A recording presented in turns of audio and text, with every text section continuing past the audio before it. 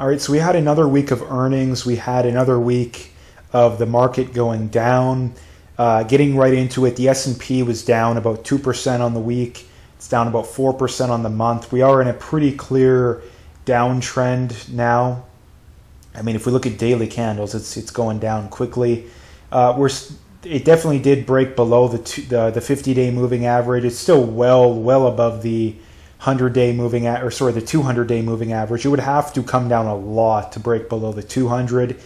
I don't see that. I think we'll see a decent little correction, maybe 10% roughly. I think that's probably roughly where the over/under is. But I think if we get a major correction, the Fed will reverse course, and that will spell the end of whatever downtrend we're in. Again, just my opinion, but I don't see a 30% correction or something crazy like that. I'd say probably 20% is the 15 to 20 is probably the top or the low in my mind. But again, nobody knows. So do your own due diligence.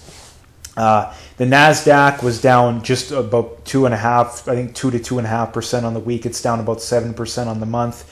Again, another clear downtrend there, although it is still well above the 200-day moving average. Again, whenever the market goes down, the tech-heavy, the more high-flying kind of stocks typically will go down more. No, they will typically go up more in a bull market, right? So that's something to keep in mind, that, again, the more boring names are probably going to hold up better, but the higher multiple stocks, the tech stocks, the consumer discretionary, those kind of ones are going to get hit harder when the market goes down, right? So again, this correction could provide a very good buying opportunity that we haven't seen in a while for the overall market, but a lot of stocks that have been at too high a multiples for a good maybe 4, 5, 6 months now. So that's something to keep an eye on. Bitcoin was also down quite a bit on the week. Again, I think Bitcoin is a screaming deal where we're at right now. Again, we got the halving coming up in less than a year. It's only a matter of time until a spot ETF gets approved. I've seen there was one that was approved recently in Europe. Again, it has to get approved at some point. It's laughable that there's, levered Tesla, ETFs and levered this and levered that. You can get like a 3x NASDAQ fund, but a spot Bitcoin fund is too risky or whatever garbage excuse they're using. So again, I think that's laughable. I think it's only a matter of time, and that will be massively bullish as well. So keep an eye out for that. If we get into earnings here, let's get into some earnings news, because it wasn't a busy earnings week, but it still was. There still was some notable companies to get into. So the first one was Home Depot. They beat earnings, but the revenue was down. If we get into Home Depot, I don't own Home Depot.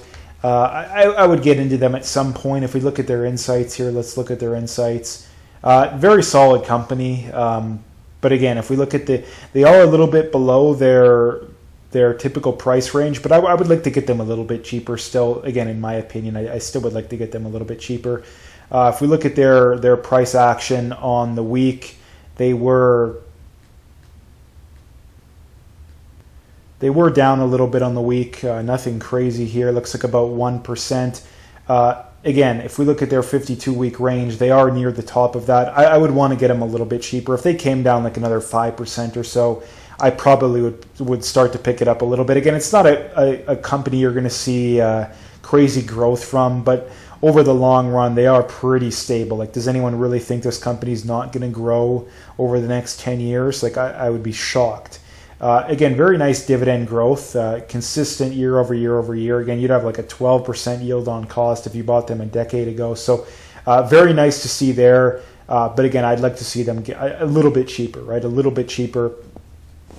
Next company, Agilent Technologies. This is the company that I've wanted to get into. But again, I do want to get it a little bit cheaper, I must admit. If we look at they are actually pretty significantly below their historical 5-year price of free cash flow and PE. So again, honestly, I think I might have to look at them or look a little bit deeper into this, because they look like they're actually fairly priced right now. Actually, maybe even a little bit below. They are actually near the bottom of their 52-week range, which is also good. They beat earnings. Revenue was down. The stock was actually way down on the week, over 5%, about 5.5%, almost 6%. So that's a little bit concerning to see. But again, I still like the company. I like the field they're in. If we look at their dividend, again, they got very solid growth. Again, it's less than 1%, but they do have solid growth there. They've outperformed the S&P. It's a solid company in my opinion. The next one is Manulife.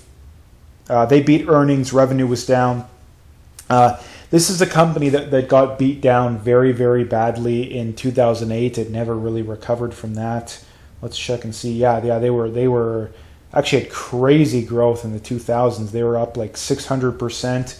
And then again, after the, let's say, post-financial crash here, they're down like 50%. They've never really recovered from that. I mean, if you take them from the bottom of 2008, they're up about, what, 70%. But again, that's over like 16 years. So again, they do have just under a 6% dividend yield, which is going up 10% a year, right? So that's why I don't mind the company. I don't think they're great by any means. But again, a 6% dividend that's going up 10% a year on a decent business, again, I think it's worth a small position in my opinion.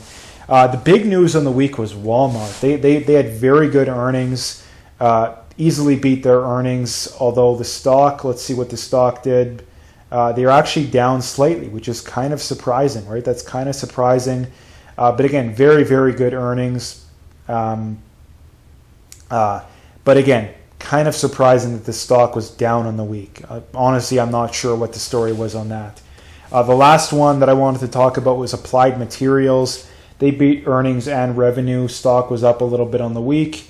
A very solid company in my opinion. Honestly, another company that I want to get into at some point, but we will have to see on that. Very, very solid company, actually, now that I mean, I've looked into them before. I haven't looked into them in a while. They are a little bit above their historical valuation, which is why I haven't got into it, but very solid company in my opinion. So that is the week, that is this week. I know we have NVIDIA next week. We got some other companies to look into, which I'm kind of excited for, because again, NVIDIA has been probably the most popular stock this year, and for good reason. So again, I'm interested to see what happens when they release earnings, because if they release good earnings, that stock could go up even more, and it's already very expensive. So that'll be exciting to see. If they go down, if they release bad earnings, what happens there, right? So that's going to be very interesting to see. So again, stay tuned for that. Feel free to comment, like, subscribe, all that stuff. I'd like to see that, and stay tuned for next video.